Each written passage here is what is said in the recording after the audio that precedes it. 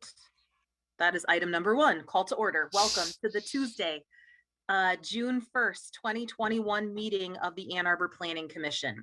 This meeting is being held electronically to protect public health and safety due to the COVID-19 virus and to comply with orders issued by the governor, the Michigan Department of Health and Human Services, and or the Washtenaw County Health Department. We intend to conduct this meeting similarly to an in-person meeting. However, please be patient if there are technical issues. Public comment will be via telephone only. To speak during any of the public comment opportunities, please call 877-853-5247 or any of the other published numbers, and then enter meeting ID 929-1620-2434. No, that's wrong, 2435.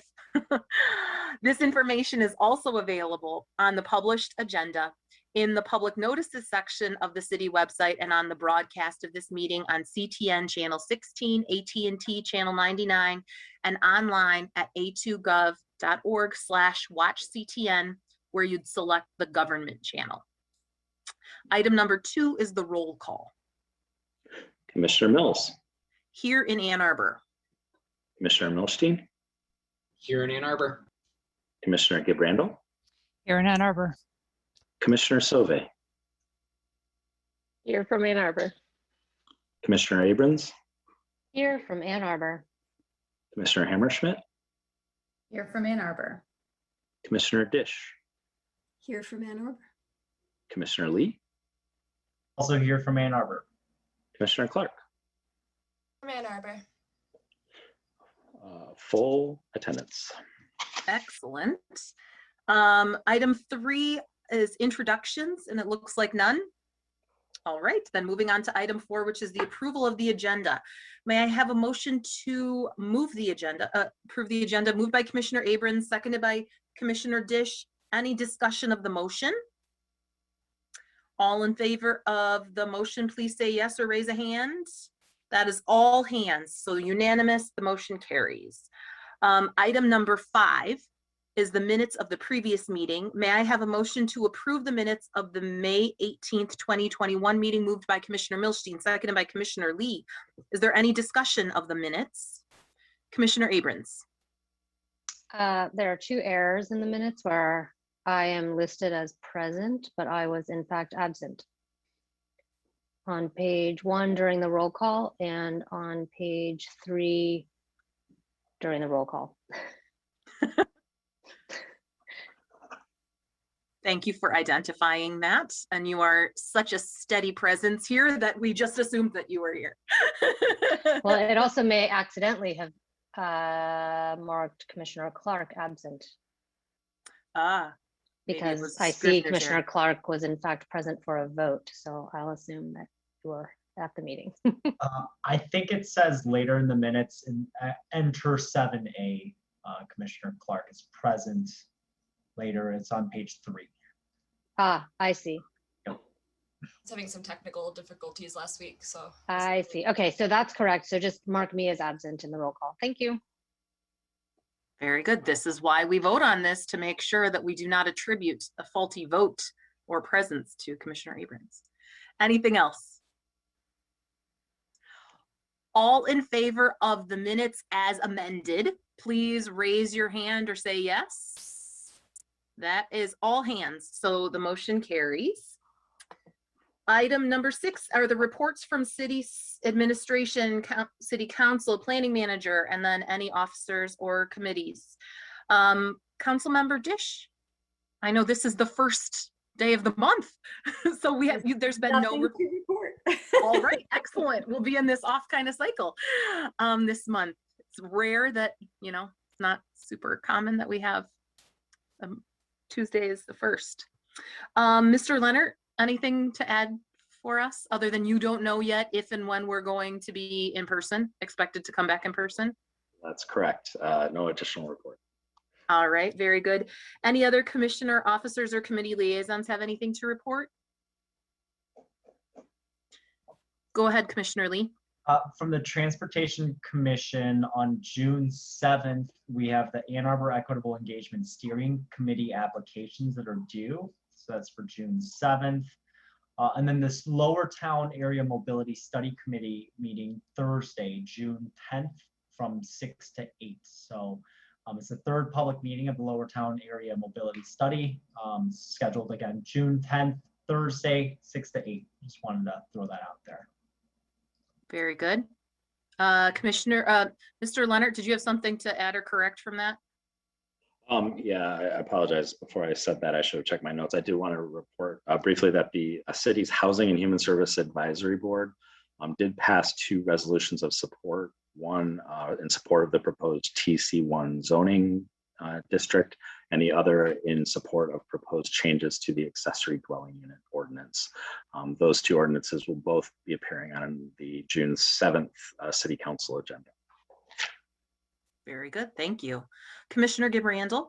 Yeah, for Environmental Commission, there is a really cool new tool that the GIS department has created, which is essentially like a natural features tool for the city. It gives areas where there was kind of historic woodlands and things like that. So you can kind of see where there were old trees, which I think is helpful sometimes. It also catalogs all of our street trees, which is really cool. You can click on them and see what they are and how big they are. But one of the coolest things about it is that the resolution is way better than what the normal city GIS stuff is. And so you can get up way closer than you can on the normal system. And the resolution just looks far more clear. So I know sometimes we zoom in on stuff and it's kind of hard to see what's going on when you get close. And this new tool really helps clarify all of that, plus has all this other information that you can turn on and off. So it's worth checking out. Maybe I'll see if I can put it in the chat or something like that. I'm not quite sure how I would do that. Perhaps Mr. Leonard has to officially issue something like that. I don't know. Let me know if it's okay for me to issue that or not. But it's a great tool and worth looking at. And then we also had a presentation from a group of students from the school of used to be SNRE, which is School of Natural Resources, now is SEAS, and I'm trying to remember what the acronym stands for, but it's the Formal Natural Resources School at the U, and they are going to be running with this and actually trying to assess forest health and understand like where we have like high quality species and not, and things like that in our woodlands, trying to understand our woodlands better. So that'll be exciting to see that get further developed as well. So there's some cool things getting developed that we can use as resources for our own kind of planning and understanding that definitely affects us. And there were also some, there was a move by somebody who wanted to amend the ADU ordinance and add some things around taking down trees for that and having to identify that. It was still at the kind of study phase, but you should just know that that was something that somebody was putting forth. They were also trying to put forth a setback that was further than the 3 feet from the side too. So you should just know that, again, that was something that got a big mixed reaction from the group, but you should just know that one of the Environmental Commission members was putting those things out on the table. Very good, thank you. It's the School for Environment and Sustainability. Thank you. That's what the letters stand for. When now. I went there, it was SNRE. So. And anyone else? I can report back that the Ordinance Revisions Committee did meet last week. Mr. Kowalski walked us through changes to kind of the overall table for the site plan review and site plan requirements for small and medium scale projects. This was on kind of our work plan. We sent the memo back to council, if you'll recall, and we've been working now through what we told them council we would do. And so we talked through a few options. I'm expecting that we'll see it back before us pretty soon. I think ORC thought that the work that was done at this point was responsive, that there was some more work if we wanted a kind of site plan light that we might not want to bite off at this time, that this would be, but we will talk about that as a whole group sometime soon, but that did transpire. Anything else? Okie dokie, on to item number 7, which is public comment. This is an opportunity for persons to speak for up to 3 minutes about an issue that is not listed as a public hearing on this agenda. Please note that the Planning Commission will be holding a dedicated public hearing on the 300 West Huron Street hotel site plan. If you wish to address the Planning Commission on any other matter, now is an appropriate time. To comment on these other matters, please call 877-853-5247 and then enter meeting ID 929-1620-2435. City staff will select callers that have raised their hand using the last 3 digits of your telephone number to call on you. In order to electronically raise your hand, once you've dialed in and entered the meeting ID, please press *9 on your telephone. You'll hear an automated announcement that the host is allowing you to speak, and that's when Mr. Leonard will also announce the last 3 digits of your telephone number. When speaking, please move to a quiet area and mute any television or background sounds so that we can hear you clearly. And please also state your name and address at the beginning of your comments.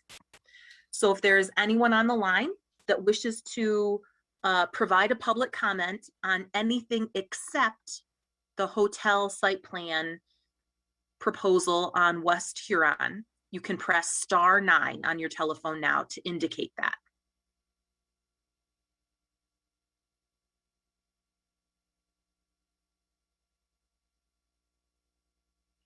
I think I spoke pretty slow to give time for the TV delay. So if anybody calls in, just let me know. Otherwise, we can move on to item number 8. Yep, which no are indication for speakers. Great, thank you. This is the public hearings for the next business meeting. No new public hearings scheduled for the next business meeting. All right, and so you will let us know closer to the time if there's anything returning or if we will have an extra Tuesday in our June, which is crazy. That's correct. Okay. Thank you. Then we're on to item 9A, which is the 300 West Huron Street's hotel site plan for city council approval. As our normal custom, we'll have the petitioner provide a presentation for up to 10 minutes.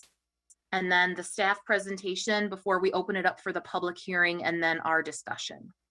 So I see the squares populating with the development team and with Mr. Kowalski. Welcome.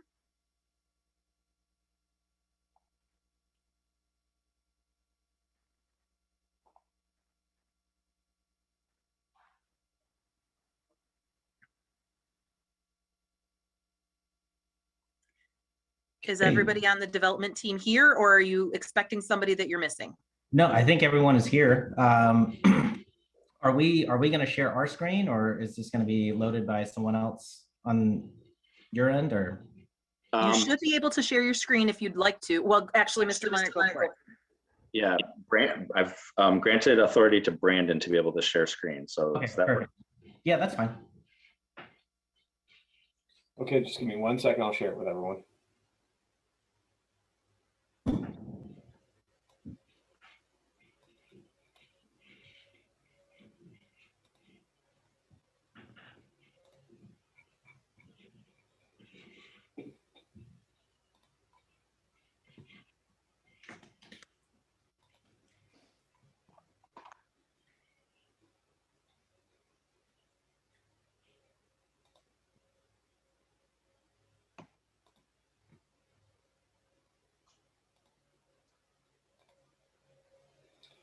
All right, can everyone see my screen? Anne. Great. Samir, you want to kick us off? Yep, can everyone hear me? We can. Awesome. Well, Appreciate everyone hopping on the call tonight. Appreciate the Planning Commission for hosting us. I wish I could see everyone in person, but hopefully here sometime in the near future we'll be able to. I'll be able to meet everyone in person. But thank you for having us. And Brandon, if you're controlling it, could you go ahead and go over the next slide? So yeah, I just, before I let the design team get into this project specifically, I just wanted to give a brief history on the company, Hawkeye Hotels, who we are, what we do. Hawkeye Hotels was founded in 1982 by Bob and Angie Patel, two immigrants who came here from India with $1 and a dream. This picture of them here on the slide, it's actually, they are in front of their first motel that they purchased in Mena, Arkansas. It was an 18-unit shut down motel at the time. Bob and Angie renovated it themselves, opened it back up, made it profitable again, and eventually sold it for a slightly larger property. And throughout the 80s, they kind of expanded their holdings throughout the Mississippi Valley. They were in Mena, Arkansas. They went up to Hannibal, Missouri. And eventually they settled down in Burlington, Iowa. And that's where they kind of started growing the company with some franchise partnerships in the early 1990s. And they actually became the first minorities to obtain a Marriott franchise license in 1994. So it's a pretty humbling story of dedication, hard work, sacrifice. For the sake of time, I'll fast forward through the next couple of decades of history to 2008. During the Great Recession, Hawkeye was actually the fastest growing developer within the Marriott system. The company built or acquired 15 hotels during that downturn. And that was kind of our next growth phase, where it takes us to today, where we own and develop and manage about 50 hotels across 17 states in the US, primarily here in the Midwest and Southeast. We have an additional 12 hotels under construction and about another 25 in the pipeline. So very robust development pipeline, but actually one of our most exciting and high profile projects is here in downtown Ann Arbor. We've been circling the market for about 5-6 years now, just waiting for the right opportunity to come. We actually stumbled upon this site and we thought that, you know, it kind of feeds into downtown coming in from the west side of Ann Arbor, and it's a great site. We thought it wasn't getting the highest and best use as is, and so we found potential to put a hotel on the site. And I'm going to turn it over to the design team to kind of go through the site plan, you know, the key count, the stories, and all that. So Nitin, I'll go ahead and pass it on to you. Awesome. Sounds good. Thank you, Samir. And thank you all for joining today. So as Samir mentioned, my name is Nitin Patel. I'm with Elevate Architecture Studio, and we're the architectural design team on the project. So just kind of diving into our project site specifically, I wanted to show where our site's located and its relationship to the surrounding context. The site's located in downtown at the corner of 1st and West Huron Street in the D2 district, which is highlighted in red. On the next slide, we have a axonometric view of the site so we can get a better idea of the surrounding context and its relationships in 3D. So Brandon, if you want to go over to the next slide.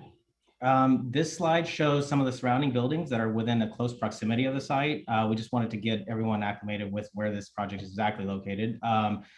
We have adjacent to our site, directly to the west, is the Delana Center. We have a little bit of retail in close proximity. We also have some high-rise residential, and also close by is another Marriott branded hotel, which is the Residence Inn of Ann Arbor.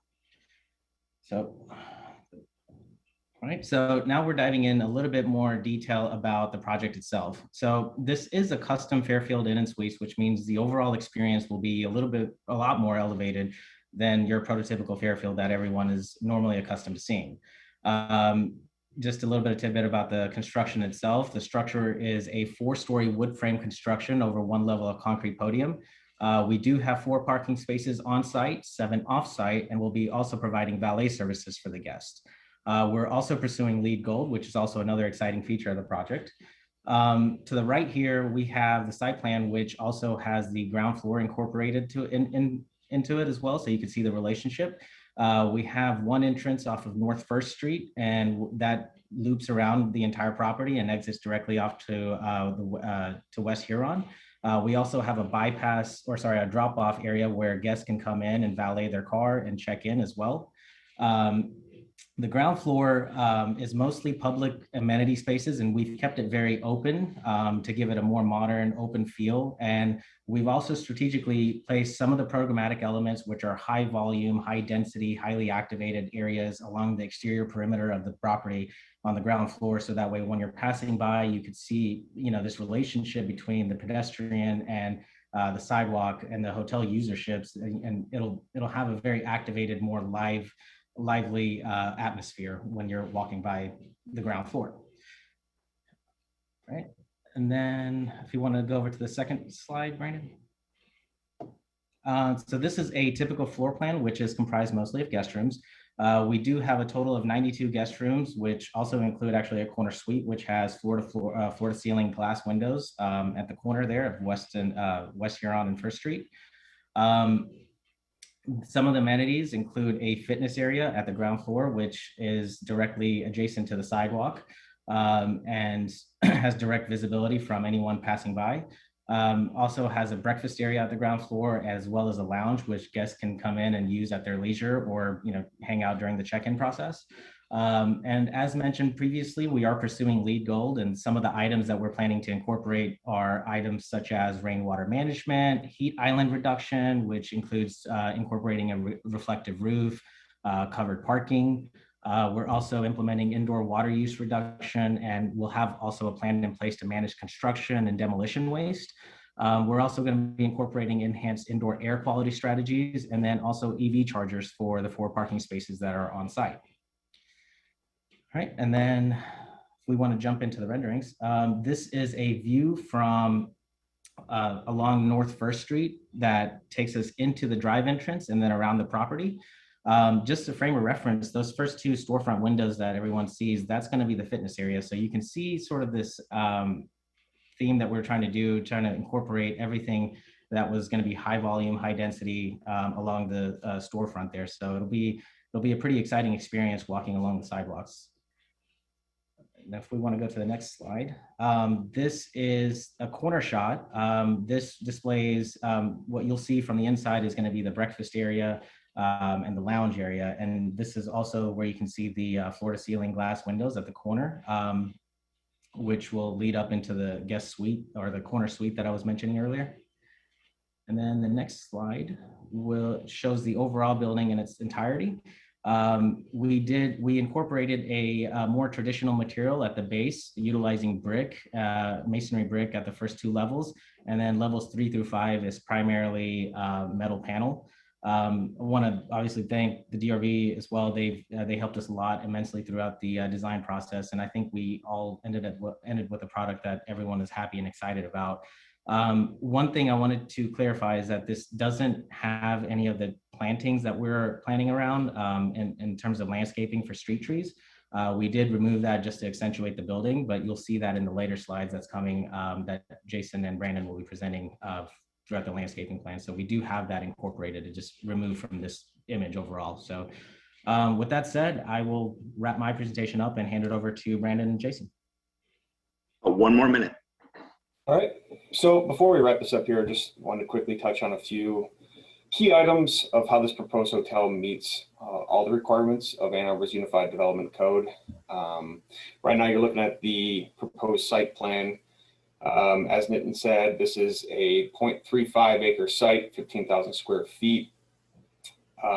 We were required from D2 zoning 200% FAR, but with the LEED Gold, we're upping that up to, I think we're proposing 290% roughly. With parking, because we're over that 200% FAR, we are required to propose 14 parking spaces. 4 of those are on site. The other 10 spaces are going to be off site on a parking easement just to the west of the facility. 4 of those parking spaces will all be EV. One of them will be a car sharing. And then just quickly touching, I mean, we meet the building coverage of 80%. We're at 70% building module length at 66 feet. We're less than that with 47 feet. And with that, I think we'll wrap it up and I'll give it back to the Planning Commission. We'll be happy to answer any of the questions you guys might have. Thank you very much. All right, Mr. Kowalski is actually up next. Did you have anything to add, Mr. Kowalski? Well, good evening, everybody. Petitioners did a really good job actually summarizing up a lot of what I would add. Really maybe, and as you can see, the site plan itself was not overly complicated. There's no natural features on the site that needed to be mitigated. There's really no on-site landscaping that's required either because of the nature of the downtown. So really, I'll just touch quickly on some of the design review board comments, but again, they really the first thing a design review board did comment that they did feel the massing and the scale of the building was appropriate for its location and its context. They did have, again, this design review board report initially was based on a submittal that, of course, you guys haven't seen. It's evolved since then. Initially, there was some faux wood put on the exterior of it. The DRB commented that probably either add real wood or no elements. So that's clearly been removed. There was also ethos that was on the original version. For those that aren't familiar, the ethos, the exterior finishing system, it's kind of like a panelized system. Not a good product, especially in Michigan. So that also all that has been removed from the building. They did work on some awnings at the DRB. I think they had larger on. It looks like they had simplified and made it a little more contemporary to fit, I guess, with the rest of the building scheme as a comment of the DRB. And also there were some windows that were added to some of the stairwells that previously did not have windows. So they were like taller blank walls kind of. So they did add windows to the street wall. And additional streetscaping that was added along North First as well. So that was in response to the DRB. But in general, and then the DRB did conclude that they felt that the petitioner was responsive to their concerns and comments. And again, really from planning staff, we have no issues that are remaining at this time. There is a development agreement that you guys that was also included in the packet. Really the development agreement is to cover the, with this proposal, they have an on-street kind of pull-off area that you could see on the site plan. It's exactly the same as what's a block or two, well, it's a block over at the other Marriott hotel there. They have that on-street kind of pull-off lane for guest services and things. So that this hotel will also have that, and that would facilitate that development agreement. And within that development agreement, again, for those that aren't familiar, there are the requirement, I mean, it's in code as well, but there are the lead requirements and other items like that they are responsible for adhering to. So really that summarizes up the planning staff report. Planning staff is recommending approval of the project at this time. Thank you. Thank you very much, Mr. Kowalski. All right, now we'll move to the public hearing. This is an opportunity for persons to speak for up to 3 minutes about the proposed 300 West Huron Street hotel site plan. Public comment may be made by calling 877-853-5247 and then entering meeting ID 929-1620-2435. City staff will select callers that have raised their hand. Mr. Leonard will call on you by the last 3 digits of your telephone number. In order to electronically raise your hand and indicate your interest to speak, you press *9 on your telephone after calling in and entering the meeting ID. That's *9. You'll hear an automated announcement that the host is allowing you to speak. And when you hear that, please move to a quiet area and mute any background sound so that we can hear you clearly. Please also state your name and address at the beginning of your comment. Again, if you're on the line and would like to provide a public comment, you can press *9 to raise your hand. Caller with the phone number ending with 426. Caller with the phone number ending with 426. You can press *6 to unmute your phone and address the Planning Commission. Yes, hello. Thank you for the opportunity to speak before the Planning Commission. My name is Dan Kelly. I'm the Executive Director of the Shelter Association of Washington County. We're actually housed at the Delana Center at 312 West Huron, adjacent to the proposed property. I wanted to call to request that during the construction, there's continued accessible sidewalk access to the Delana Center along Huron Street, as is critical to our operations for a number of reasons. One, the Delana Center, we serve a high volume of people, up to 1,300 people each year, and up to 200 people a day with meals, showers, shelter, laundry, and other basic needs services. Secondly, we want to request this access during construction along Huron because over the last 5 years, we've seen the medical needs of those we serve increase rapidly. Those with a disability has gone from 46 to 77% during this time. Also during this time, we've seen a marked increase in adults 50 and older seeking services. That's up 40%. Last year, almost 300 individuals 50 and older sought services at the Delana Center. Though we do not readily track the number of clients with significant mobility issue at any given time, we did conduct a brief survey last week of our current guests and found that 35% of those served have mobility issues ranging from use of a cane to needing to use a wheelchair. Also, the Delana Center operates an on-site primary care and urgent care clinic in partnership with Packard Health. So we have many individuals experiencing homelessness who need access to medical services. Another reason why we'd like to request this access is because the crisis of homelessness already is a very difficult experience for our guests. We want to make as little hoops they have to jump through as possible to access these critical services. Finally, in the spring of 2021, 2 of our clients tragically passed away in the same week crossing the street. These incidents happened off-site from the Delana Center. However, nonetheless, they were tragic events that brought great pain to many in the homeless community.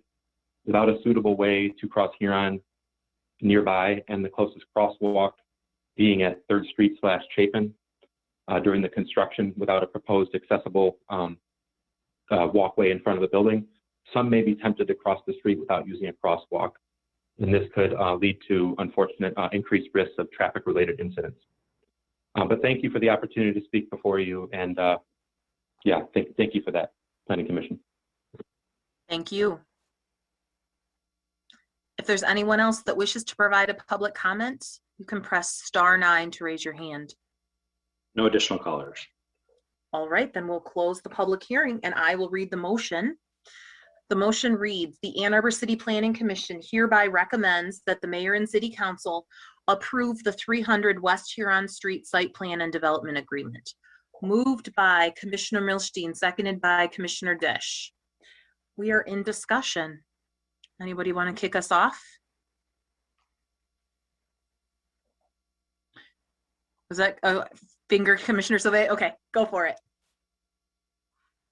I'll go, and I'll just start with the sidewalk since, I mean, I brought up a lot of points. So if the petitioner could share the construction plan and what the plan is for the sidewalks and access. Yeah, I mean, we haven't, put together a construction plan yet. We're still in design of the building. Once we submit for building permit, we'll submit a staging plan to the city at that time that, city can review, comment, approve. We want to work collaboratively with our neighbors on this. So, I mean, whatever we can do to help, we're willing to do it. I just don't have a sidewalk plan yet since we're still under design of the project.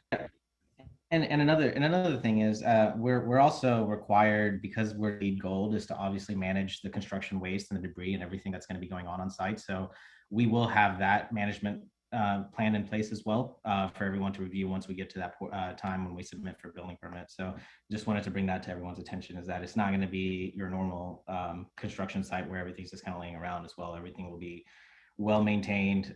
There won't be any debris just kind of floating around, just because we are obviously required to by more than just one party. Is we have to do it for LEED standards as well. Right. I would say, like, you can close the sidewalk and keep everything tidy behind barricades though. So I don't think LEED plays too much to it. It looks like a lot of the perimeter of Huron, except for the new curb cut, is remaining. Is that currently the plan? I know you're adding more depth to the sidewalk, but do you actually plan on maintaining the existing bike streetlights and planting beds, or are you going to rebuild those? Have you looked at that yet through any planning at this point? Yeah, our goal is to keep them intact because I believe the city just redid a lot of that work. So yeah, our goal is just to expand on what is already there. I think that'd be great if we can keep a partition just to the north of that for that extended sidewalk. And I appreciate the extended depth of the sidewalk too for it. I think that's a big benefit. Another question, I guess, to stay on sidewalks was there were some comments about benches maybe or maybe not coming into play. I do not see them currently. Are there plans for benches? Because I know there's also comments about canopies for people waiting for ride share and things like that. And so I think benches would be really great if there is a plan to include those. Yeah, I can speak to that. We haven't spec'd any benches yet, but we have talked about it, and definitely still a possibility. Okay. And we do, and sorry, we do have a canopy at the entrance that will cover some, will allow for some shading and some coverage for people that are going to be waiting in that alley area. So we do have that incorporated at least. Mr. Leonard, Being did able you want to sit in the shade would be great. Yeah. Right. I'm gonna add. Yeah, I would just following up on the, we had, I just want to acknowledge that we'd received similar questions regarding maintenance of the Huron Street sidewalk prior to the meeting. I would, given what the petitioners has just indicated, I mean, I think they, from my perspective, and I would urge them to respond as well. They seem really amenable to trying to accomplish that. So I would just say one of the things that the Planning Commission could consider is adding a sort of a condition to the motion that that it would be Planning Commission's recommendation that that right of way be maintained for the greatest extent and duration of the construction as possible. I do want to add to that though that that's going to also come into part of that calculus will be beyond the sort of policy goal of it is make sure that our building department is comfortable with any sort of protection that is established to make sure it meets building codes. And then lastly, I want to recognize that Huron is actually a Michigan Department of Transportation right of way. So ultimately the city doesn't have ultimate authority on what does or doesn't happen in that right of way. But I think it would be appropriate, given the Planning Commission and the petitioners, concurrence, to at least identify that in the motion as you raising. It's not, I acknowledge it's not necessarily a site plan standard, but given the agreement on it, I think it would probably just help to communicate to as this progresses to City Council, the willingness of everybody. So just a thought. If you can re-say that, I will move it after my last question, which is actually, this might just be a technical thing, and actually there's two. One, off-site EV requirement, is that a thing or is it just on-site? Because they're required to do 14, but we only have 4 on-site. The EV parking ordinance reads they're only required to provide EV parking for what's located on the site. Yep, so Okay. that's correct. They only require for those 4 EV spaces on the site. Okay. It's just an interesting loophole if everybody can find easements to avoid it. Just kind of saying it, an observation through this project. And I guess the last one for the petitioner relative to getting lead and premiums and still not like meeting a lot of the FAR and having remaining square footage, but also being very close in terms of your building coverage. Was it just not possible between height and building coverage to get all of the square footage? I'm just curious about where you landed on with the square footage relative to achieving those premiums and not utilizing all of them. You were cutting out there earlier. So to make sure that I understood your question, were you saying that could we have done it without meeting the LEED gold? Is that what you were asking? No, I'm asking, you have more square footage you could use by doing the LEED, but you didn't use all of it. You have more FAR and square footage available. So why didn't you use all of the premiums allotted to you because you did LEED? Well, so because we're actually, with LEED gold, we're actually pretty, we do have a little bit of extra square footage left over, but we are constrained to a 60-foot height limit as well. And then because the site is, to our advantage, it's in a square shape, but obviously once we do an L shape, we're kind of restricted as to how far we can push the building in other directions. So what we have right now is basically the max that we can do without stretching out into another floor or something, which would obviously exceed the height limit. Okay. I mean, that's kind of what I figured. I assumed you probably did a lot of the test fit variations to see. So Yes. Again, just seeing scenarios about what we're giving versus can you get the premiums as promised or not? And that's kind of other things hold as restrictors. We even tested a high rise at one point, but of course that didn't work. So. And test fit the timeline to rezone, I'm sure. Okay, Brett, what did you say about, you said it so well, I would just rather. Yeah, sorry, I didn't grab anything, but I would say that a condition could be added that that the petitioner maintain safe pedestrian access across for the frontage along Huron Street for the duration to the greatest extent of project construction as possible. I sort of feel like that recognizes the intent statement that it's really our goal is to maintain that as long as possible. However, there might be some brief periods of time where because of specific aspects of the construction that might be impacted, but just sort of set the expectation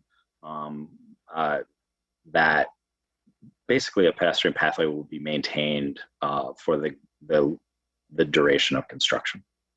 Yeah, I like that just as an intent to put it in writing as a goal. I understand that there are variables as getting into this project that might require some deviation, but to put the effort in. So I'm going to move what Brett said. Any second? Seconded by Commissioner Hammerschmidt. Any discussion of the amendment, the proposed amendment? Sounds good to me, thanks. All right. Can we just do a voice? Do you want a roll call? You can do a voice vote on that, but could you, I'm sorry, I didn't get who seconded that motion. Commissioner Hammerschmidt. Thank you. Sorry about that. All right, No, all those voice in vote is fine. favor, all those in favor, if you can raise your, of the proposed amendment, can you raise your hand or say yes? Let's see, that is everybody.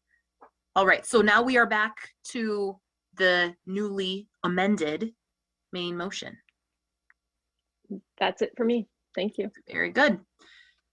Who's next? Commissioner Gabrandel. One of the things that is challenging about developing on Huron is that, big thoroughfare going by, and I know you have a small parking lot in that back area, but my bank is just up the street, and as a pedestrian and as a driver sometimes coming out of that, it is a very tricky business pulling out.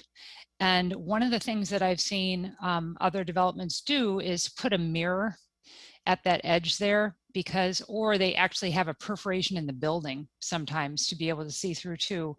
But there needs to be something going on there, because if you've got a solid wall there, and I know you have a pretty wide opening there, and so a car is not going to just, they'll probably be intuitively pulling over to the right as they're pulling out, which gives them a little bit more room there.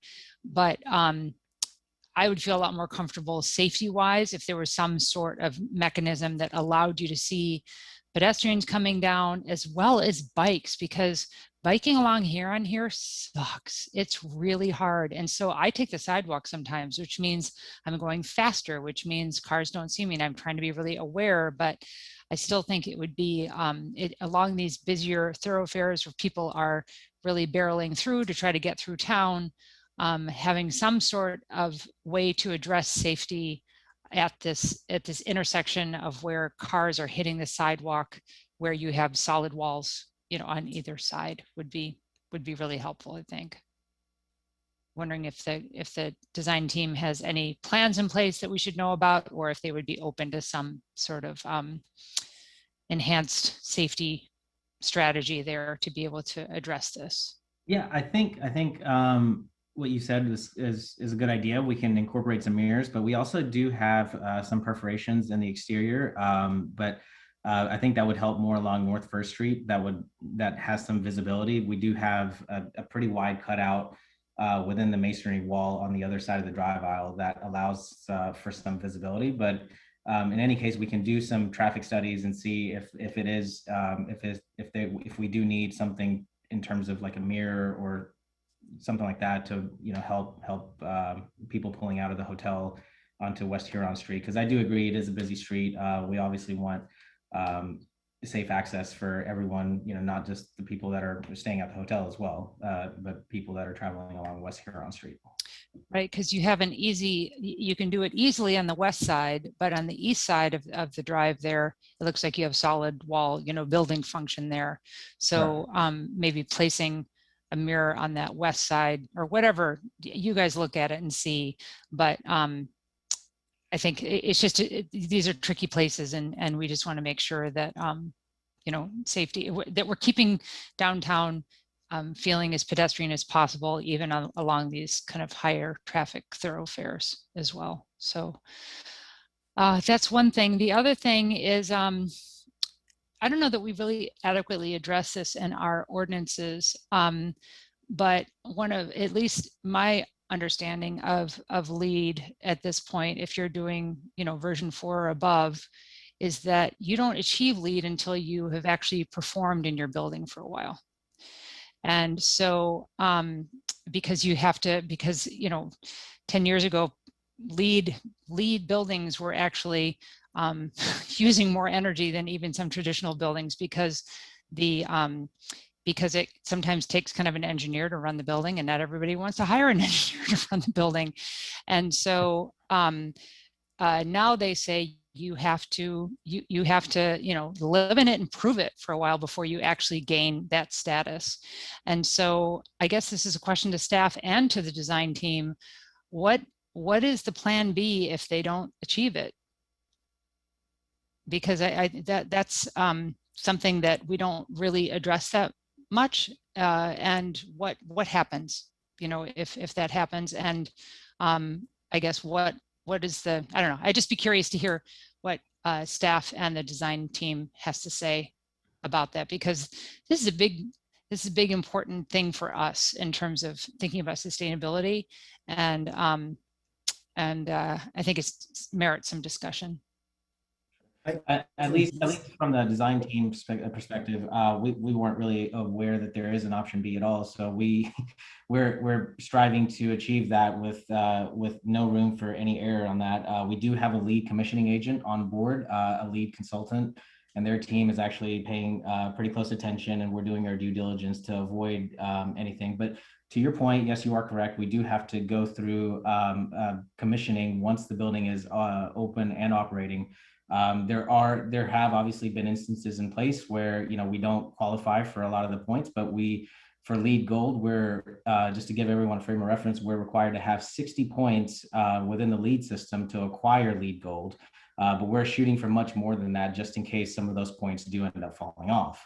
I think our latest point tally came out to be around 72. So if some fall off, if a few fall off, then we're still within that range to acquire LEED Gold. Any And I can staff? just add from a staff point of view, really, I was trying to look at the exact penalty. There are penalties that are laid out specifically in the code. They're in the UDC. Okay. It's kind of a formula of how to apply those if that petitioner does not meet those goals. So that's definitely one way, that's the way. Now, to my knowledge, we haven't actually had to use that yet. But maybe if the way that LEED is being assessed is changing in the future, we may have to look at that. But for now, we do have penalties specifically outlined within the code as well as in the development agreement. And so they have to, so is there some sort of checking in a year in? Yep. When I did it last, it was a year in, you had to kind of prove it. And so there's something with the city where you have to actually report, hey, we actually got our stamp of approval. And yes, there's a statement. I'm drawing a blank. I was trying to flip through the code really quickly on what exactly it was called, but there is something that they need to submit to the city to prove that they've met that standard. Or they get the penalty. Okay. Okay. And I know that you, was it offsite carbon something? I forget what you were kind of purchasing as part of the project. And I'm just wondering, did you try putting solar on this building? I'm just curious, like you've got incredible solar access here. I didn't see any plans for that. I didn't see it in your lead narrative. And I'm just wondering, why not? So right now we are not pursuing that.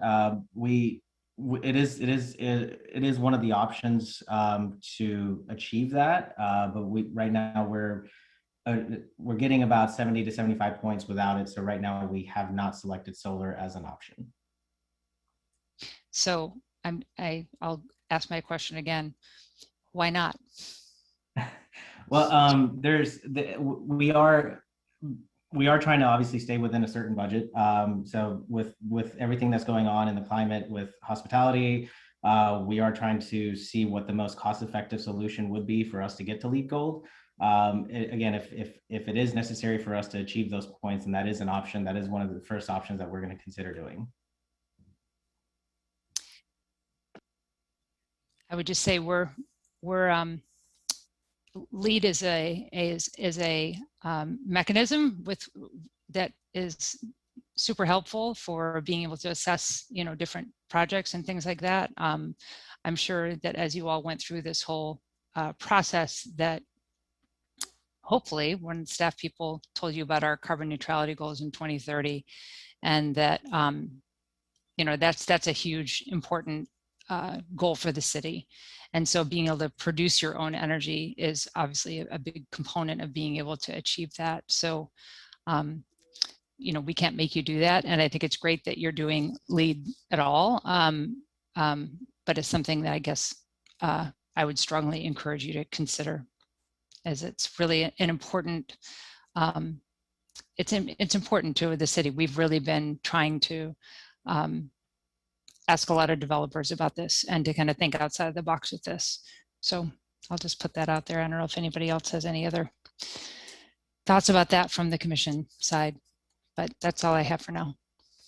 No, we appreciate that. And we, of course, we know, our goal obviously as designers is to implement the latest and greatest technologies. And of course, with the developers as well, anything that's going to save $1 in operations. But we are, if it does mean anything, we are prepping the property to be solar ready. So all the electrical requirements and everything will be in place. So that is an initiative, again, that we are taking seriously, and we would seriously consider doing if it is required for LEED approval. Okay, loading is taken care of too. If you were to put panels on top in terms of your structural. Yes, we do have specs that we've in terms of the panels that we would look at, and we have afforded that over to our structural engineer. We don't have the documentation done yet, just because we're still in CDs. Yeah, no, I get it. Yeah. Yeah, but yeah, we will account for that exactly. So okay. I'll just chime in that especially with the EV chargers, you could probably use. If the EV chargers get used, you could probably be using that power. It may lend itself, like those solar panels may well pay themselves back more quickly here than in other places. Commissioner Lee, I saw your hand up. Yeah, just to follow up on Commissioner Gibb Randall's point, we did just see a great presentation on a 26% federal tax credit that exists for solar panels. So you can look into that literally right off the bat, you can save 26%.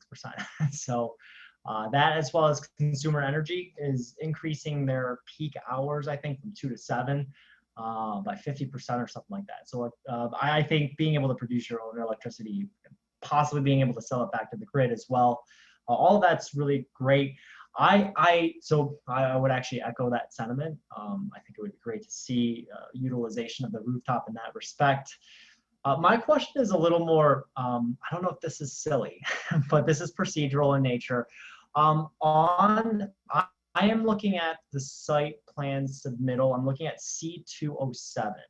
It is actually, what's this called? Give me a second. It is your site access management plan. And I see this as the proposed refuse truck will need to approach from the south along First Street to make the turn into the drive aisle. So that is a one-way street heading south. So I don't know how you head north on that one-way street. And so I wanted to make sure that it looks like the turning lane should work both ways. I don't know, correct me if I'm just, missing this, but as I'm looking at this, I was just scratching my head, like, how do you come from the south if that's proposed? So again, the respective sheet is C207. It is page 7 on my PDF. And I just wanted to point out, maybe it's immaterial because again, the turning radius and angle is symmetric in nature. I just wanted to ask if your engineer or somebody from the development team could comment on that. Commissioner Lee, I think that section of First Street is going to become two-way very soon. Oh, psych. Thank you. That's the plan. That's good enough for me. Did not know that. So my bad. Please disregard my question.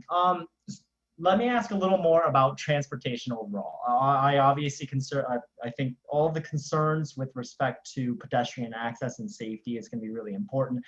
How do you guys expect overall, we have 92 rooms with probably utilization and occupancy targets. How do you expect people to access the hotel primarily? Like access the hotel in terms of how many of our guests are going to be driving? Is that the question? Yeah, drop off. Because I saw that you guys cited that with there's 4 bus stops within a quarter mile from here. But Sure. Aside from that, like, what is your kind of like practical, observation of people with, suitcases and things like that getting here? Safely? Sure. Yeah. We're going to anticipate, on average, probably 70% occupancy. Of that 70%, maybe 40% would drive. And so, yeah, we would, I guess on any given night, we'd need maybe 25, 30 spots.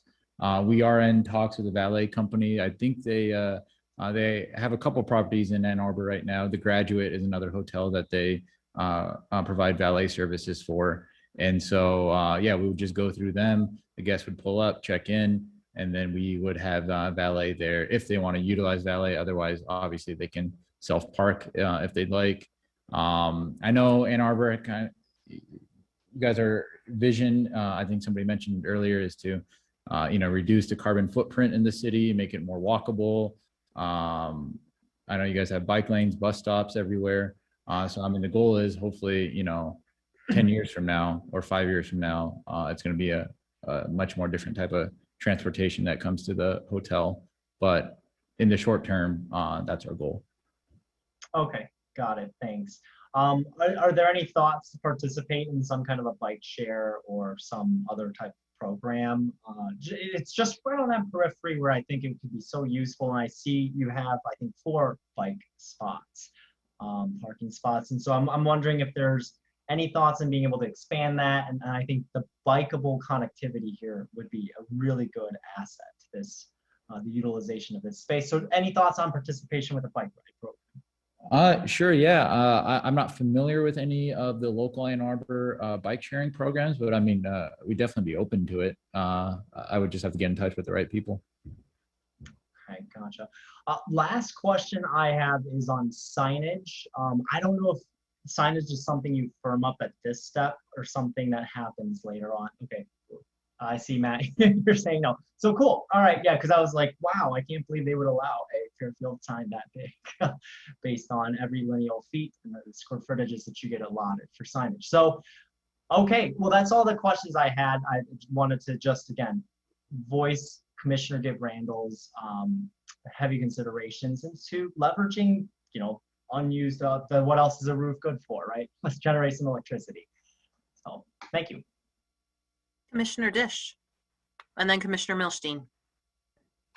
Well, I was going to bring up exactly what Commissioner Lee brought up about bike share and possibly if that might mean a need for more developed bike infrastructure. So our bike share program is called Arbor Bike. And I am looking at its list of bike stations. And it does not look to me like there's one particularly close to the hotel, but it seems like there ought to be a station around there. I mean, so it might be so, because I like the idea of, okay, so people can drive into town and valet park their car, but then I don't want them to get their car out of valet parking every time they want to move around town. I would like them to have more options. So we have those orange bird scooters. I've never been on one, so I don't know how those of us who are close to retirement fare on those things. But I definitely personally would, if I were a tourist to Ann Arbor, want to bike share in, the whatever 7 or 8 months. That's a really good way to get around town, and especially from the location. I mean, I guess you'd basically be kind of walking to Blake Transit or something from there, or it's not a great area of town for bus transit, unless I'm forgetting something, and I'm sure I am. So it would be really great if you would look into Arbor Bike, and it'd be really, I don't know if we need to put some wheels in motion to try to get a station down there. It is by the Y, so it seems to me that that's a place where people would want to use a bike share bike. And like I say, I don't know who has the infrastructure responsibility here. If it's not necessarily helpful for you to have more bike parking, it's really probably necessary for there to be a Arbor bike station nearby. And I wanted to second what Commissioner Gibb Randall mentioned about solar.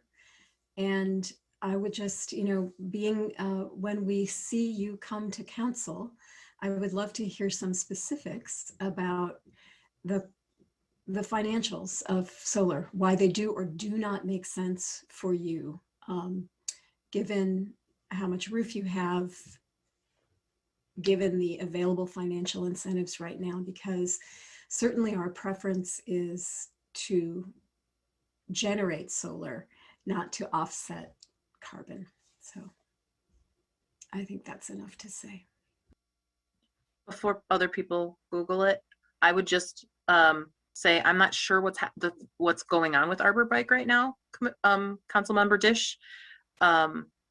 So before just for the development team too, that I think may have been a casualty of COVID, at least the latest that I heard.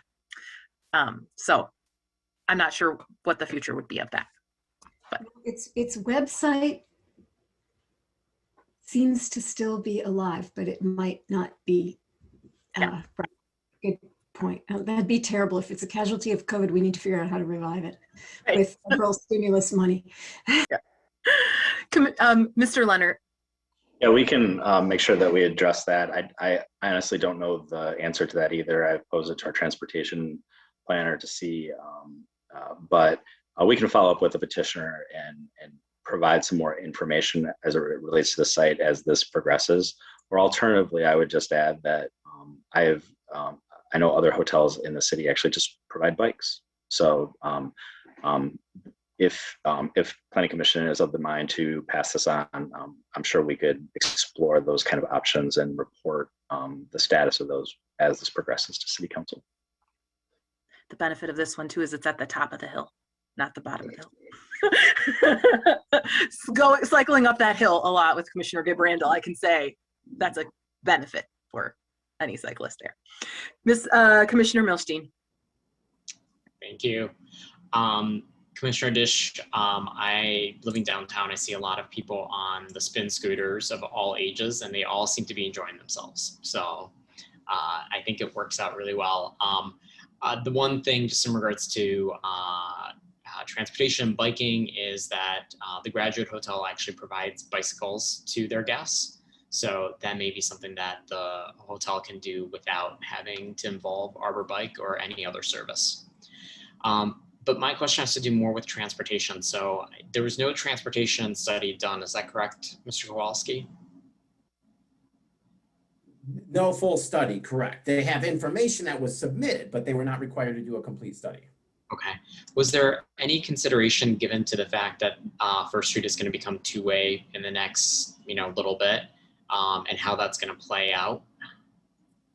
Yes, I mean, I guess we'd have to ask, by the time the project, when they had submitted the project design, the DDA had already had those intentions in mind. So the petitioner is also has been working with the DDA. So they did design some of that streetscape, and that would have been worthy to point out. So I apologize to Commissioner Lee in advance too, because it was confusing when you look at that and realize, well, it's one way now. But so they have been working extensively with the DDA. The DDA was commenting on their layout, so they have supported that. I don't know at what point those conversations started though, but yes, they have been very involved with that, the items of the streetscape and that transportation item related to that.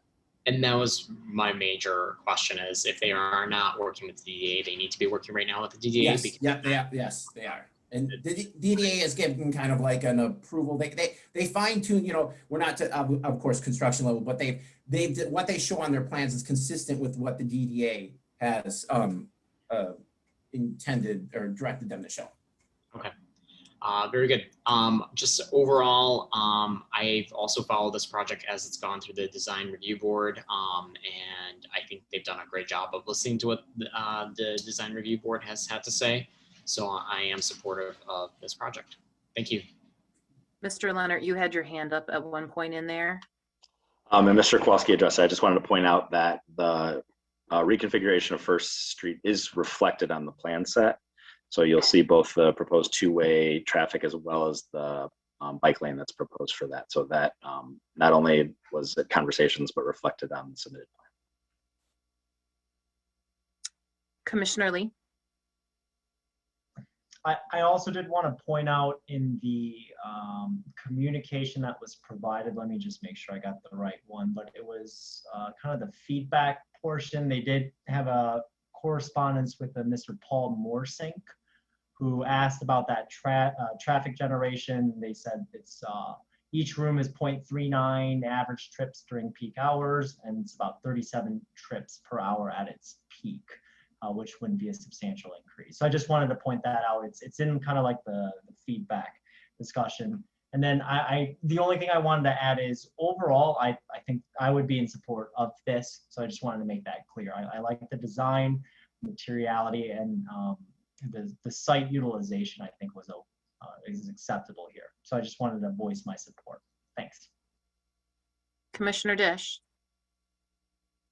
Okay, so back to bikes.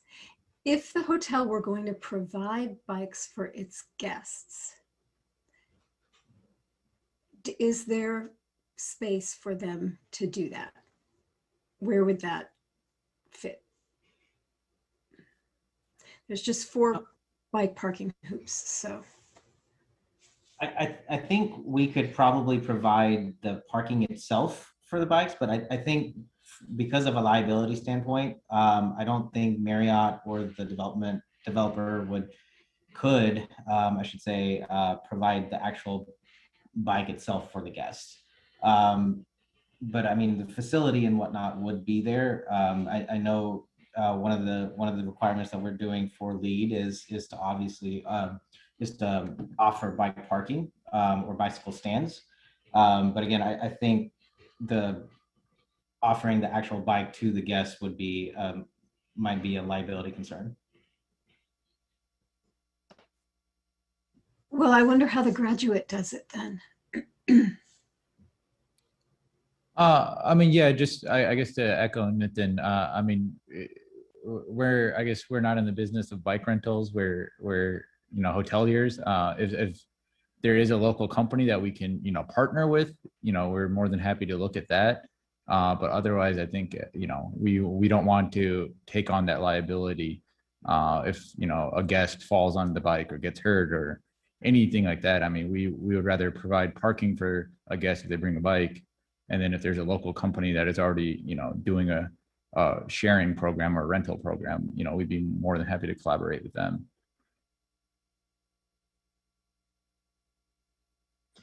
Commissioner Gibrandl. Yeah, I would just say I can think of at least two in town that do it already. And I know I have done it in many other hotels. It seems to be a trend. And that I just sign some big long thing that basically says it's my fault if I crash. And it's great. And you're right on one of the protected bike lanes. So I would just say, I mean, this is obviously nothing we can require, but I would say that your competition is doing it. That's what I would say.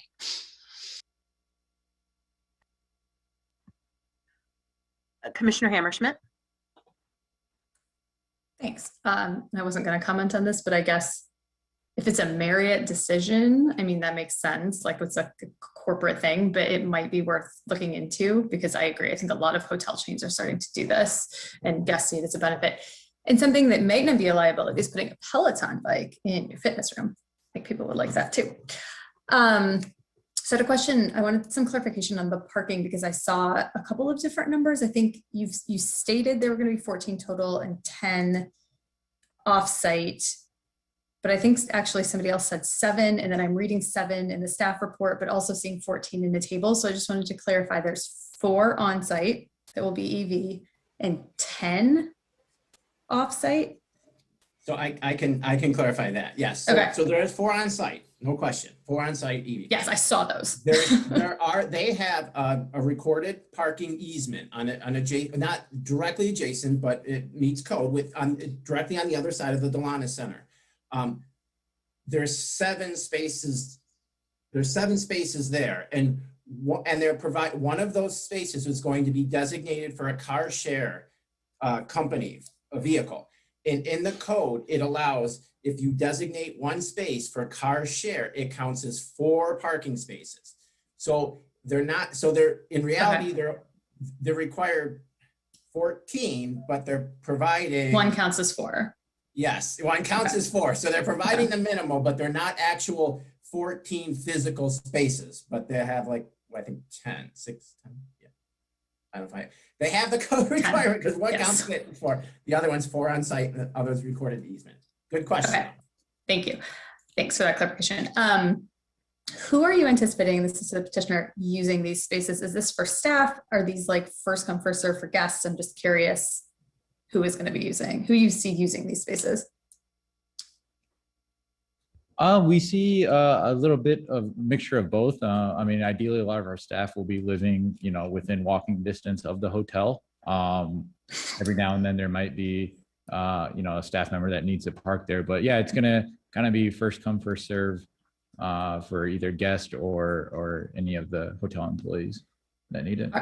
For guests, if you find one, is it free or is it going to be sort of a comparable fee as to parking in some of the other lots?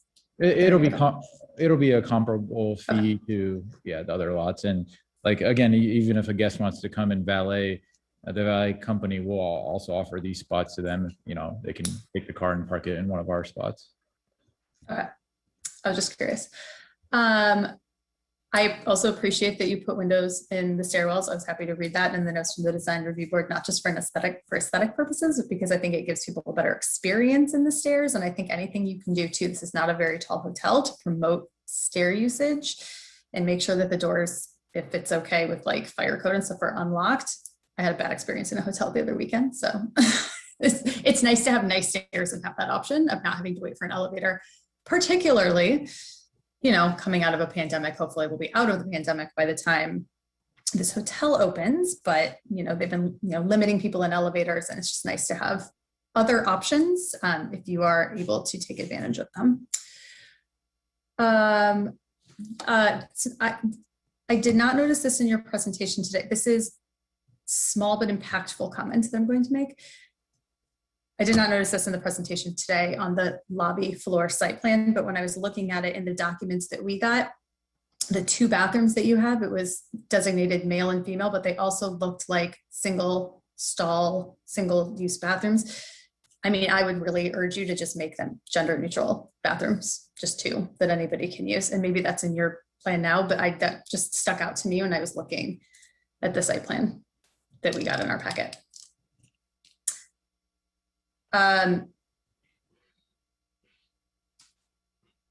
I'm sorry, it was cutting out again. I didn't Oh, know. sorry.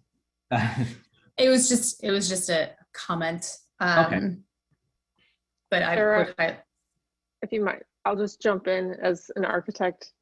The Ann Arbor Building Department specifically, and the plumbing inspectors, because it's per our current building code, requires designation by gender. Even though they're single use for inspection, they're required to have gendered signs. And it's typical, and I guess I'll say it on record, that after inspection, you can take those off and replace them with more neutral signage. So it's actually by building code currently that it requires gendered signage. So our code needs to get updated is where the I issue would is. agree with that 100%, because I didn't notice it on your presentation. The bathrooms were not labeled, but I definitely noticed it in the things that were submitted. So hopefully it's just an issue on our side, and they will be gender neutral bathrooms, and they'll be at this hotel. Wow, that's thank you for sharing that. That's it. My 4-year-old is very excited to stay in this hotel. She thought it looked beautiful. And thank you very much for sharing the story of the company as well. I thought it was a very inspiring story. It was nice to hear that. Thank you. Appreciate it. Great. Thank you. I will chime in. It's been the all transportation evening. And so just want to confirm that there is, our family refers to this as the bicycle highway that runs by it, and it is safe and fantastic to ride on the protected bike lane that takes you all the way to campus. And so I would, to the extent possible, embrace that, because you have actually quite a gem out your front doors. I also want to confirm something that Commissioner Dish brought up. The bus system along this corridor is fantastic. I don't know what the number, they've changed the numbers. Before the pandemic, the last time I rode the bus, it was like the 30 and the 31, plus there was the 62 that takes you like during express times to and from the hospital. There's very frequent service here. And that bus stop that's right in front of Delanis Center, like, has a nice shelter. So like this is well served from all modes of transportation. And actually my final, the questions that I had really were about, it's also, as Commissioner Gibrando noted, the sidewalk is used heavily as per the comment that came in, both by pedestrians, but also cyclists. And so I want to kind of return to Commissioner Gibrando's question about access pulling out there and sight lines. And this is one where I'm not quite sure how you would see what's coming down the hill without being in the sidewalk. And so this is where I would ask, and maybe this is more to staff, like if there wasn't, this is not traffic, right? But a lot of their things are about sight lines. And so I'm curious about whether that was something that was considered or looked at by anyone. Because just in a normal vehicle, I don't know how you would see through, you can't see through the building. And that is a very frequented sidewalk. I was trying to look, sorry, as you were talking to skim through. I mean, I know I was trying to see specific language. I know they do look at site generally, but I can't find it exactly. I can't quote it right now that they did on this, but I know it's something they look at. But I will, if there's additional conversation, I'm going to try to look through the plan right now to see where, in fact, if that is labeled, if they did, in fact, review that conflict point from the sidewalk to the exit drive. I can't say for sure they did, but I need to look at that.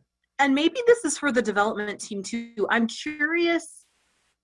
When I've experienced these problems along Huron, which I know is tricky too, I haven't experienced it so much with people like turning into me being on the sidewalk as much as people who are exiting, like waiting there trying to get out. And so I'm curious whether there was any consideration to making that go the other direction, of that being the entrance.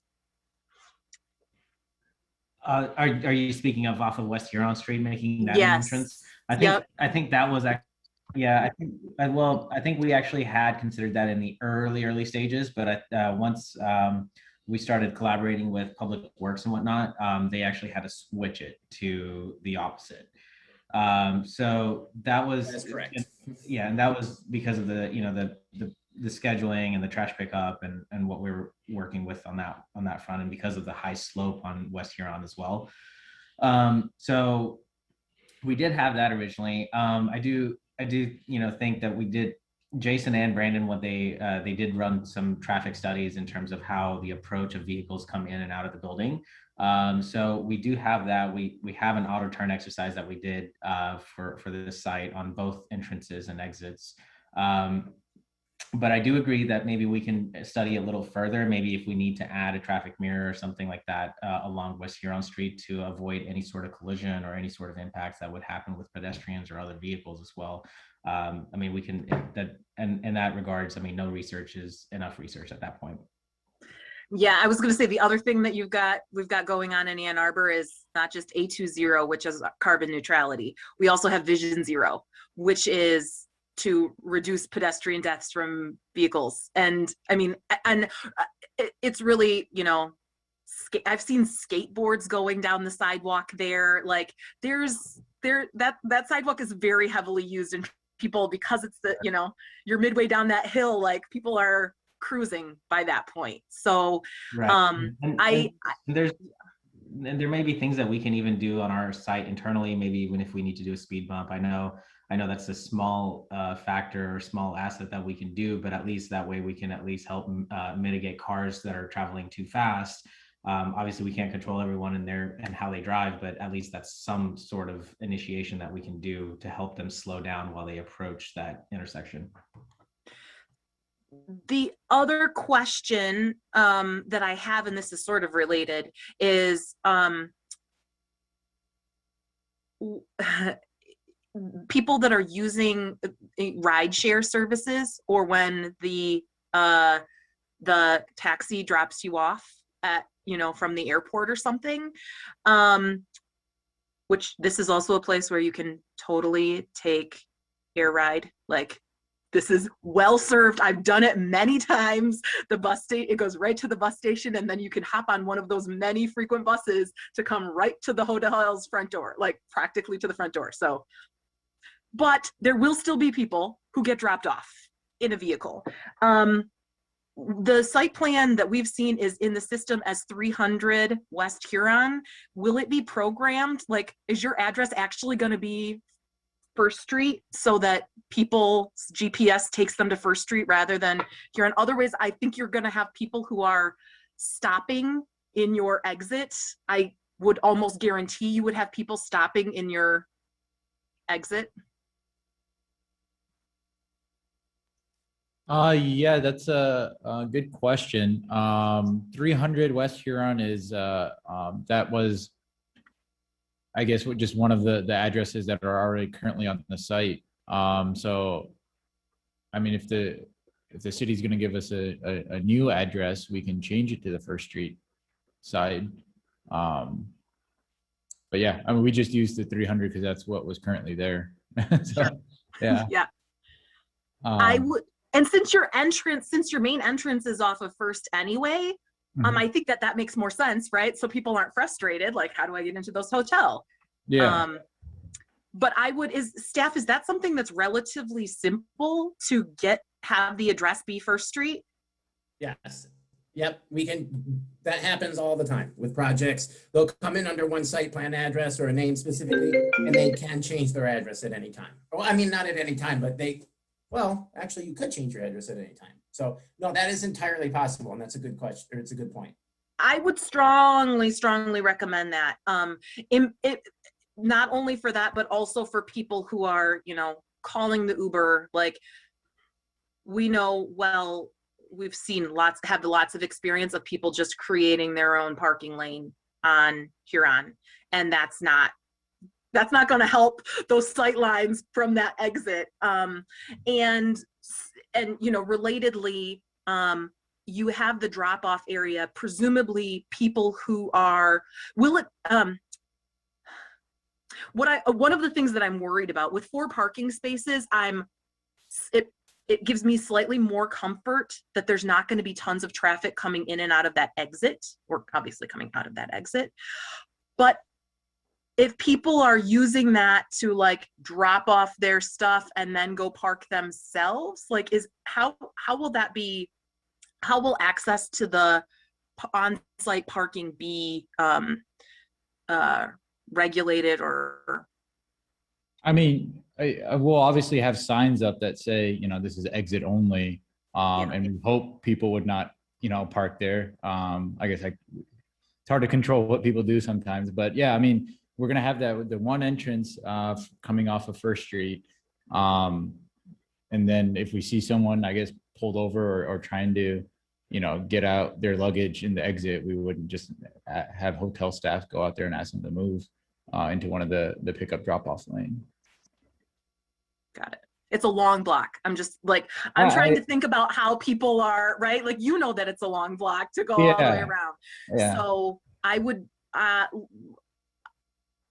honestly, it would give me a whole lot more comfort if there weren't a curb cut on Huron. Like, I think that solves a whole lot of problems. I recognize, like, I don't know how you would do that, but, and I feel like it's a little bit late in the process to totally redo it, but I'm on that part of the sidewalk a whole lot. And like, I think that the building is beautiful. I think that this is a great use of this spot. I'm super like the curb cut is the thing that makes me nervous from a pedestrian perspective, to be, you know. So anything that you can do as you're thinking about this, whether it's signage, I think that address, changing that address is going to be really, really important. Yep, and the signage or the address, I agree with. So I'll get with, I guess, whoever I need to in the city to start that process. And any benches that you may or may not add for people who are waiting for their pickups should be on the First Street side, not on the Huron side, because that's going to then encourage people to stop there. I like the benches on Huron, but I don't want to further encourage that. Sure. Okay, that was through my list.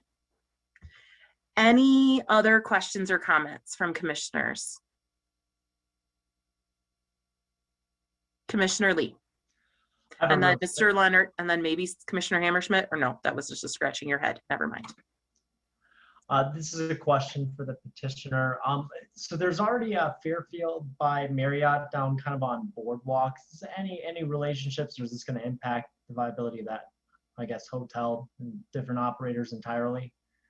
Yeah, it's different operators. I know that's a little bit older Fairfield Inn, but when we applied for the franchise, Marriott actually did an impact study just to, you know, see, you know, is there enough demand there? And downtown Ann Arbor has a lot of demand for hotel rooms. So, and it's kind of a separate submarket. Usually a guest who's staying downtown is there for something downtown. Someone out by the mall area is there for a different reason. And so it's kind of two different submarkets as we see it and as Marriott sees it. Sure. Thanks for that clarification. Yep. Mr. Leonard, did you have your hand up too? Yeah, just to confirm, Arbor Bike is not operating. Okay. Commissioner Sauvé, did you sneak your hand in there too? Or no, that was also, I'm imagining hands going up. All right, then I think we're ready for a roll call vote, Mr. Leonard. So just to be clear, we are voting on the proposed motion that we read that has been amended now to, what did we amend it to say? Maintain the sidewalk to the extent practicable along, to the maximum extent possible along the north side of Huron throughout the duration of the construction. Yeah, and then not included in the motion, but it's some sort of informational items that we will follow up on as this progresses to City Council for the benefit of City Council, is some more explanation on solar potential. If there is any opportunity on providing bikes, mirrors, and conflict controls at the entrances. So those just feel like informational items that we'll endeavor to get a little bit more information before this progresses to City Council. Very good. Sorry, I just had one clarification on that sidewalk access. So just so everyone's on the same page, yes, we're going to try as hard as possible to keep that access open throughout the entire construction process. But with the understanding that, once we have final construction drawings, we'll have to take a look at, there might be maybe a small period throughout the construction phase that we just have no other choice but to shut down access. And then we'll open it back up as soon as possible. But I just want to make sure everyone's on the same page with that. Presumably when you're working on curb cuts, removing either the ones that are there or putting them in, I would imagine that that's going to be part of it. But the whole gist is that, like, having it closed for a month, particularly in this position, is not something that seems necessary. Like, there are other ways to do it. Sure. Yeah, we might, as we get closer to permits too, we might encourage the petitioner to actually establish a relationship with Mr. Kelly at the shelter. And I think just probably some regular communication. I'm sure that's pretty par for the course, just talking with your neighbors about construction. Once we get closer to there, we can help make that connection too. And I think just sort of regular communication will help to, just keep everybody apprised and troubleshoot the best of possible. I don't anticipate it being a big concern. Sure. No, agreed. Great. All right, Mr. Leonard. Commissioner Milstein. Yes. Commissioner Gibb Randall. Yes. Commissioner Sauvé. Yes. Commissioner Abrams. Yes. Commissioner Hammerschmidt. Yes. Commissioner Dish. Yes. Commissioner Lee. Yes. Commissioner Clark. Yes. Commissioner Mills. Yes. Motion carries unanimously. Very good. Thank you very much. Awesome. Appreciate everyone's time tonight. Thank you. I'm looking forward to an exciting project in downtown Ann Arbor. Great. Thanks, everyone. All right, we are on to item 10, which is the last opportunity for public comment. Persons can speak for up to 3 minutes about any item of interest. Public comment can be made by calling 877-853-5247 and then entering meeting ID 929-1620-2435. City staff will select callers that have raised their hand using the last 3 digits of your telephone number. In order to electronically raise your hand after dialing into the meeting, please press *9 on your phone. You'll hear an automated announcement that the host is allowing you to speak. Mr. Leonard will probably be calling the last 3 digits of your telephone number at roughly the same time. When speaking, please move to a quiet area and mute any background sound, especially television noise. And please state your name and address at the beginning of your comments. If there's anyone, I don't see any callers, but I don't see any callers. Nor do I. And I even embellished a little bit for that additional time. I think we're okay. Your improv lessons are really coming along, Chair Mills. Yeah. All right, we'll move on to item 11. If somebody sneaks in, just let me know. This is commission proposed business. Is there any? I have some, actually. 2 things. One is more of a PSA that I meant to give at the beginning, which is we were trying to figure out what to do for 4th of July. And I just wanted to let you know that we don't have the meeting on the Tuesday. It got moved to Wednesday. That was in the calendar that we proposed. So if you are also making plans, you do not have to rush home from your 4th of July. Finally go somewhere plans. The other thing that I wanted to raise, and I'm not sure how this fits in, but the kind of discussion here about solid waste making a less than ideal, I think, solution about, design. I feel like this has come up in other places, particularly it's downtown, where there's a lot of design driven by that. And I'm just not sure if there's anything that can be remedied associated with that. But in my mind here, this is like the less better pedestrian option in terms of the way that drive runs. And I can see how trucks would have problems, but I just don't know that just seems like a odd trade-off in my mind. It seems like an odd trade-off. And I do think that this is not the only one where this has come up. And so I wonder if.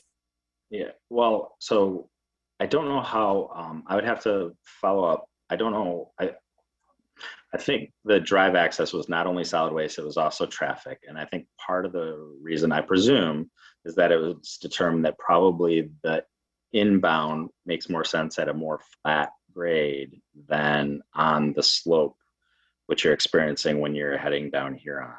Furthermore, the volumes are much different on Huron for vehicles slowing down and making that access versus waiting for a space to be able to come out into traffic.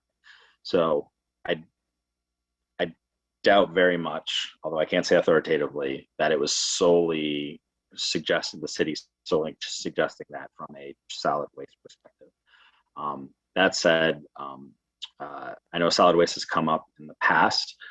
It is obviously the city trying to balance a lot of services. We're actually trying to expand some solid waste services in the downtown as it relates to compost and the like. And you've seen plans that rely more so on rolling out a container versus being able to access it from a vehicle. But happy to schedule a time where I think at a minimum, it probably makes sense to sort of maybe bring in some of those engineers about why we're making the decisions we are, what some of the parameters go into that. I think that generally the structure of our ordinances does give staff some authority in the public service, I should say the public services director, to create the standards for ensuring that we can provide those services. So I think that legally there's some possibilities to consider that. That doesn't mean that I would be able to convince them that it makes sense to do so. But I think the first place I would probably start was inviting them in to talk with the commission about some of the factors that led to the design standards that we employ now and see where that goes. And now it's slowly coming back to me because I didn't think I was going to bring this up tonight, except when it came up there. I think that I think solid waste and like some of those requirements were part of the focus group that came out of the focus group. I'm 95% sure, right? Like about for the small to medium site plan approval. And so I think within that context, like better understanding that and would be really helpful, because that is something that people suggested added complexity or additional imperviousness or made some things just conflict. And how what can be done about that, I think makes sense. Okay. I don't think it's a super huge priority for my mind, because I don't see a whole bunch of other people like, oh yeah, this is a good one. But I would say that like if we're late on working session, this would be something that I would put in having a discussion. Commissioner Gibrandl. Yeah, just to weigh in on that, I do remember another development that was maybe 2 blocks away at the most, mentioning that, and this was maybe a year and a half ago, something like that, saying, wow, those new solid waste standards, this is really changing what your street front's going to be. And so I would just like to understand what that shift was, and that obviously everything's a balancing act, right?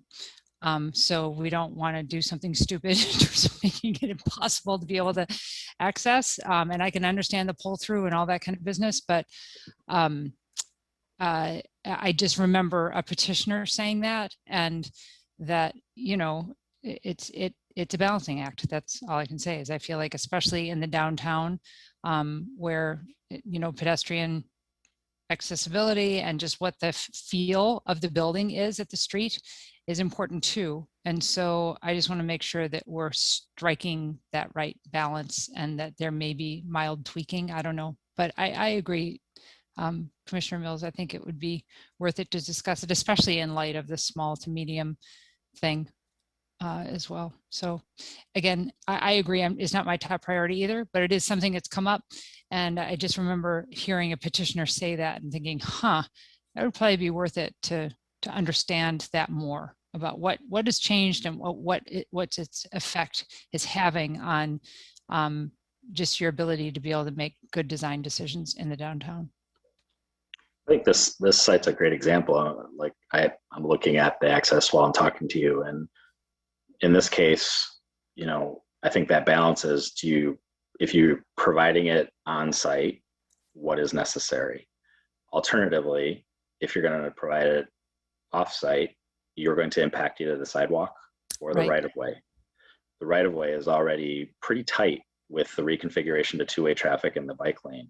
So those are balancing decisions that we have to make that, do we want to, where do we want that impact to occur? So, and it may not be, as a planning commission, you might decide, well, the worst thing to do is to have two curb cuts for the sake of dumpster access. It'd be way better to block the sidewalk for half a day. We'll definitely tee up that conversation. I am not a big fan of carts in the bike lanes. Yeah, I agree. And it's a pain. It totally is. And I don't even necessarily oppose the pull through thing. It's more, I just remember some people mentioning this was in a situation where there wasn't a pull through, and what they were required to do just ended up having a big impact on what the building felt like from the street. And they were saying it was different than it was before. So that's, I guess, what I'm just curious to understand is what that difference is. And if it's slightly uncomfortable for the driver, but a whole lot better for the pedestrian experience. Where's the priority and what's the balancing act that we're striking there, so that we just have a deeper understanding of what that is. So no, I'll reach out. I would probably give them the space to sort of get their thoughts together and pose some of the questions, but we can get that scheduled for sure. Anything else for commission proposed business? Well, I would just share that you all have done a lot of work with a lot of ordinances that are sort of nearing presentation and consideration to City Council. And going through the work plan, you've made remarkable progress on the work plan. Many of the highest priority things are either completed or probably on the horizon to reach the resolution probably within the next 2 months. So I just wanted to set the stage with you that in the context of the recent budget adoption, I want to start getting the equity and residential zoning committee meeting to start prepping and bringing in some other folks to help us craft what that education and community conversation looks like. And then I also want to start convening the master plan subcommittee to start ideally maybe even taking some baby steps towards updating our master plans, like thinking about components of our plan that we don't need to look at as intensively for an update, and probably validating some of the decisions for an RFP once that funding is available about a year from now. And then finally, not losing track of ordinances. The next thing that is on the priority list of your work plan is probably to start looking at parking standards. So I anticipate getting that going probably in the next month or two. So I just wanted to share with you, those are the three things that are on my horizon as staff to the Planning Commission. I presume that all those resonate with you, but at a minimum, fair warning that you're either going to have to start working on those or directing me otherwise. We only get these things done because of you. So thank you for that. And I don't people can shoot me daggers with their eyes, because I can see all of your eyes now. I mean, from my perspective, like, it's hard to schedule meetings. My sense is that it's really hard to schedule meetings. And if we're having ones where a Tuesday night is canceled, like, that in my mind is an easy one to fill in. So if you do know that you're going to be canceling, you know, that there's nothing at the working session or there's nothing at the next public meeting, I would say using those times to slot in seems, I'm seeing actually some nods. Like, feel free to do that. I appreciate that, because I know that sometimes we sort of, in that circumstance, I'm talking to the whole commission, and then it might be going back to the ORC for sort of refinement. But from my perspective, that's always worked pretty well, even when those lines have sort of been muddied a little bit, as opposed to being more chronological. So I appreciate that, and that's definitely my intention. Great. Perfect. And even if it's some subset, but like, I don't know, I've given up having ever doing anything else on a Tuesday night. Commissioner Milstein is so starting to figure out what happens on Tuesday nights in this town. And there's Commissioner Sylvain. 5 Tuesdays this month anyway, so Hmm. we already have one off. When you're thinking about your 4th of July plans, I didn't tell you that. I'm leaving on Tuesday night, like right after work, because there is no planning commission that last Tuesday of June. So, Commissioner Dish. So I have 3 things that I want to say, and I'll do them in reverse order of the order in which they came up in our conversation. First, I want to echo what Mr. Leonard just said about how amazing the work of this commission is. And since I have not been on it for very long, I don't feel like I'm praising myself, but all of you and the staff and the council is ecstatic. They have been just on a cloud since they saw the agenda that's coming up. So many things that they want very much are coming, and they are really, really thrilled. So thank you. Next thing is, if we could throw on to that solid waste meeting, just get a little feedback from staff. I know this is impossible, but what it would mean to actually try to prospectively account for organics collection in downtown, just as we have prospectively accounted for EV parking.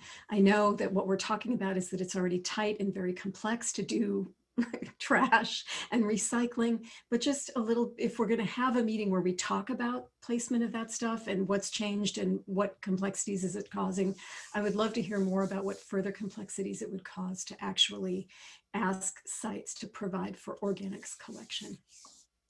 And then the third thing I would like to say is I'm so terribly sorry for maligning availability of bus service. And my understanding of the bus system is so compromised by where I originate from, which doesn't have much service. So I will never again, I will look before speaking.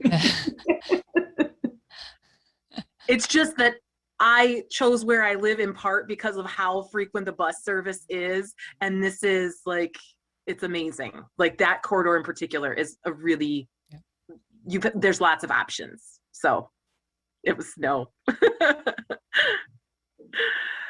Anything else? Make it badly. It's just. All right. Well, we're up to agenda item number 12, which is adjournment. Anyone wish to move that? Nobody. Commissioner Sauvé, seconded by Commissioner Abrams. All in favor, please raise your hand and say aye. That's all hands. Have a great rest of your week, folks. Thank The you all. Tuesday that feels like